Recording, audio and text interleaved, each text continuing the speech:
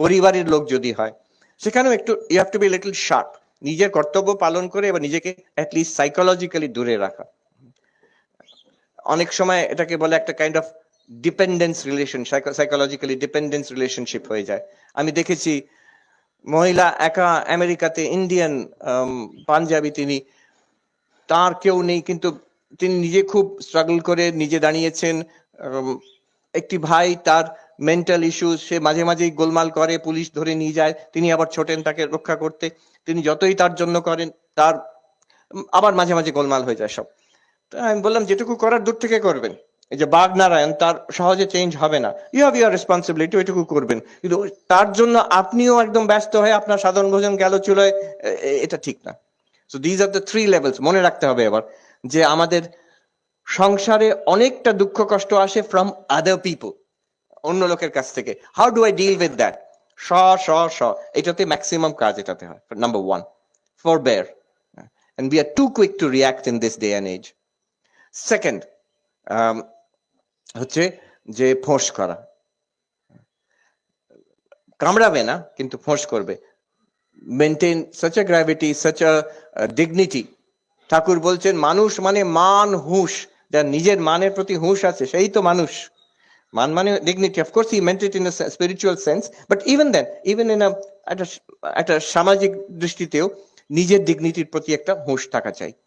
And last হচ্ছে final solution is বাঘ নারায়ণ, দূর থেকে তুমি ভালো থেকো, but I don't want to have anything to do with you. আচ্ছা, আরেকটা সূত্র দেখি ঠাকুরের, philosophy of life which will transform, যাতে আমাদের জীবন আনন্দতে ভরে যাবে। And স্বামী বিবেকানন্দ নিজে বলছেন এক জায়গায়, let all dreams cease, but if you cannot, dream but better dreams which are eternal love and service free. বলছেন তাহলে এই জগৎ স্বপ্নবৎ, এ যাক, তুমি ঈশ্বরের সঙ্গে এক হয়ে যাও, ব্রহ্মে লীন হয়ে যাও। যদি তা না পারো, আর কতজন পারে, আমরা অনেকেই পারি, বেশিরভাগই পারি না। যদি তা না পারো, যদি স্বপ্নই দেখবে তুমি, এই সংসারেই যদি থাকবে, তাহলে একটা ভালো সংসার হোক, let it be dream better dreams. একটা দুঃস্বপ্ন দেখবে কেন, কুস্বপ্ন দেখবে কেন? ভালো স্বপ্নটা কি? উনি বলছেন প্রেম ও সেবা, ইটারনাল লাভ, আনকন্ডিশনাল লাভ। কাকে ভালোবাসবো? সবাইকে। ওয়াই? No Y, unconditionally.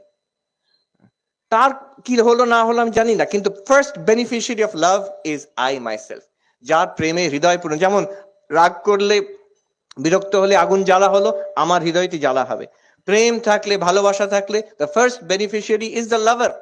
যে ভালোবাসছে তারই মন আনন্দেতে প্রস্ফুটিত হয়। অতএব আনকন্ডিশনাল লাভ, তুমি কি করলে, বললে না বললে, that doesn't matter, I have love for everybody. সেটা অনেক সময় সুবিধে হয় যদি ঈশ্বরে, ভগবানে ভালোবাসা থাকে, যেভাবেই হোক, যার যে ধর্মতে যেমন ভালোবাসা থাকে, সে যদি সেই ভগবানের ভালোবাসা সবাইকার মধ্যে দেখছে, সে তার ঈশ্বর, তার প্রভুকে সবাইকার মধ্যে দেখছে, এবং loves those people with that love. And শুধু ভালোবাসা নয়, একজন ফিলোসফার বলছেন, I love humanity but I can't stand human beings. যে আমি মনুষ্য জাতিকে ভালোবাসি, কিন্তু ওই যে ইন্ডিভিজুয়াল মানুষগুলোকে সহ্য করতে পারি না আমি। তো ওটা অ্যাবস্ট্রাক্ট হয়ে গেল। Love and service, so service free, without any expectation from others.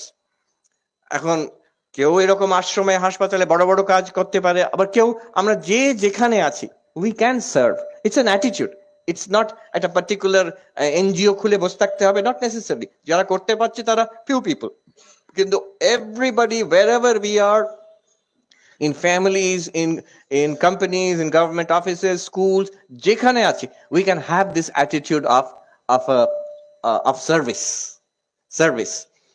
America এখন খুব চল হয়েছে সার্ভেন্ট লিডারশিপ। রবার্ট গ্রিনলিফ একজন ছিলেন ম্যানেজমেন্ট গুরু অনেক আগে, তিনি এই কথাটা বলেছেন যে লিডার শুড বি সার্ভেন্ট।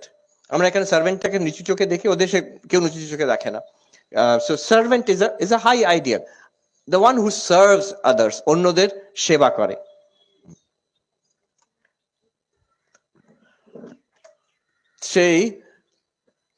সেই সার্ভেন্ট লিডারশিপের কথায় বলা হয়েছে যে people think that when they will attain a leadership position, then they will serve others. আমি একটা ক্ষমতায় আসি, আমি কি সার্ভ করব? আমি একটা ক্ষমতায় আসি, হেড অফ দ্য ডিপার্টমেন্ট হই, প্রিন্সিপাল হই, কলেজে ম্যানেজিং ডিরেক্টর হই, তখন কিংবা ইলেকশন জিতে আমি এমপি মন্ত্রী হই, তারপরে আমি সেবা করব।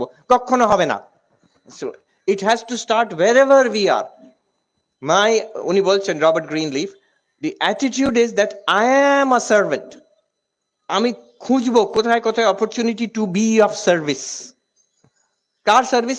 আশেপাশে যারাই, যখন যে আছে, যার সঙ্গে আছি, যেখানে আছি, how can I be of service, how can I be of help.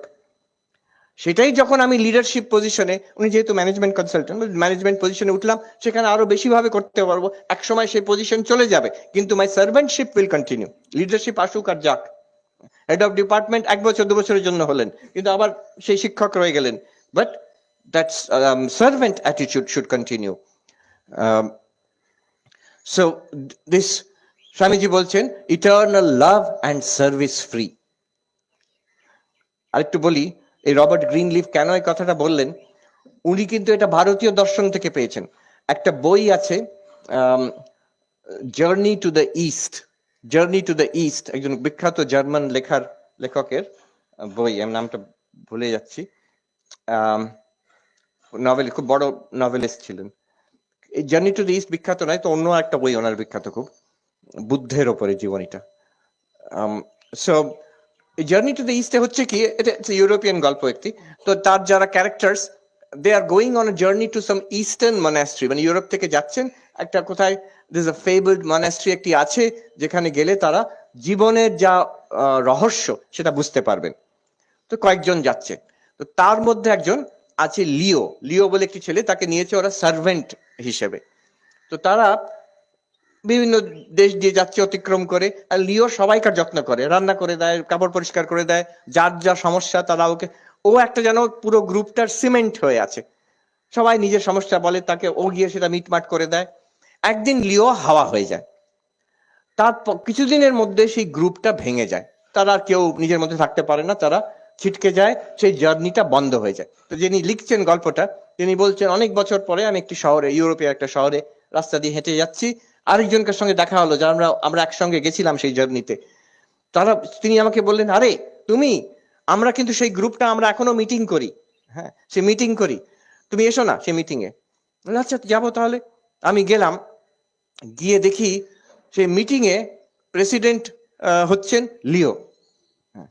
তো কি লিও আসলে যেই মনাস্ট্রিতে আমরা যাচ্ছিলাম, সেখানকার তিনি অধ্যক্ষ, একজন সাধু।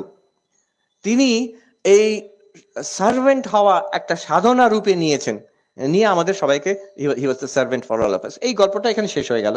সেখান থেকে Robert Greenleaf, he took this idea. এটা কি সুন্দর philosophy, to be of service to others. Swami Ranganathanji বলতেন, what is spirituality? When I close my eyes, I find peace within. When I open my eyes, my attitude is, what can I do for you? That is spirituality. আমি যখন মনে চোখ বন্ধ করি, ধ্যানে বসি, ভেতরে শান্তি অনুভব করি। চোখ খুলি, জগৎকে দেখি, তখন আমার মাই অ্যাটিটিউড ইজ, আমি কি সেবা করতে পারি, কার জন্য কি করতে পারি। এগুলো স্বামী ভূতেশানজির একটি কথা, হয়তো প্রকাশিত হয়নি, আমি শুনেছি এটা। মানুষের কষ্ট দেখে, আধ্যাত্মিক ব্যাপার না, এমনি মানুষের কষ্ট দেখে বলছেন, আহা মানুষের কি কষ্ট, কখনো কখনো ইচ্ছা হয় আমি এক কাঁড়ি টাকা নিয়ে বসি আর মানুষকে দিয়ে যাই, তার তো টাকা চাইছে, তো তাতে হবে না কিছু শেষ পর্যন্ত। কিন্তু এই যে হৃদয়ের ফিলিংটা, মানুষ কষ্টে এটা চাইছে, তার যদি কষ্ট বর্জন কোনো রকমে করে দিতে পারি। So this attitude of being of service to others, dream but better dreams. যে মানুষের সেবা করে এবং ভালোবাসা প্রথমে ভেতরে, আর তার থেকে সেবা, কি করে সাহায্য করতে পারি মানুষকে। This is a great philosophy of life.